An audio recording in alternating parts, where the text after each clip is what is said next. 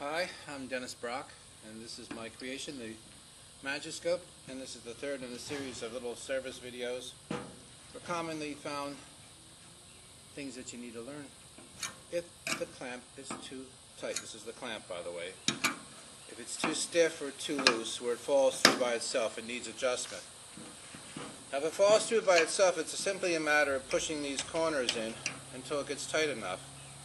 And I use the tube for that because they're similar materials, or the same materials, and it works well. And I may push it on all four corners, push, push, push, and then put it back. And I will look for any corners that are up, in case somebody's dropped it or been really rough with it. If any of these 1, 2, 3, 4 corners have space between the two metals, two surfaces, that's where you concentrate and you push that in. It's very easy to do, and you got to give it a good push because it's spring brass and has a lot of resistance to it. Now the other situation, if it's too tight, usually because the tube's dirty, and the first thing you should do is take a damp paper towel and clean it off. Chances are somebody got food on it or something. And don't forget to clean off the accompanying surface, the surface inside here. And get a damp paper towel. So this is actually pretty dirty. This scope is 10 years old. This has never been done to it. And then put it back in, and it's probably going to work fine. Now, should it not, I've seen them where they've been dropped in salt water and all sorts of strange things. And the tube will feel rough to you. It may feel sticky to you.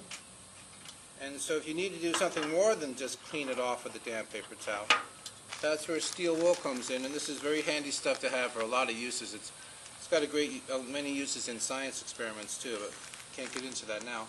Now you notice that this has got it has grades on it. There are 1, 2, 3, 4, 5, 6, 7 different grades, and you want either the 4 zeros, which is they call 4/0, it's a technical term, or the 3 zeros. The 3 zeros cleans faster than the 4/0. The further you are to the left here, the finer the steel wool is, and this stuff is pretty fine.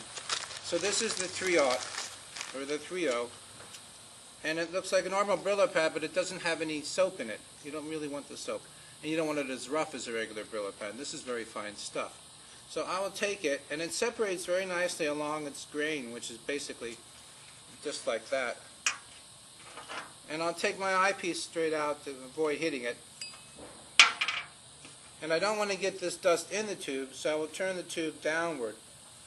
And I will rub it with some force to clean it.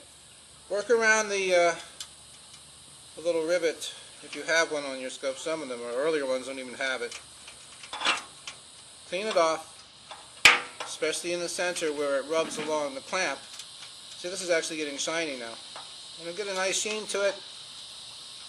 And you can do it for a long time if you really want to, but you don't need to. Take your damp paper towel, wipe it down. You'll see that the dirt comes off on the paper towel.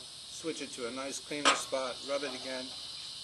You could do the accompanying surface inside here if you needed to. This one doesn't need to, but I want to just get a little bit more with this damp paper towel. Put my eyepiece back inside, blow off any of that dust, and you want to be aware of this. This can leave rust stains, and it's not really nice stuff, so clean up after yourself. And put it back in, and she should be smooth and clean.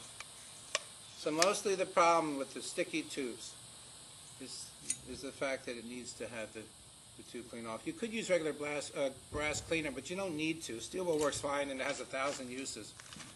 So that's it pretty much. You take care, and we'll see you next time.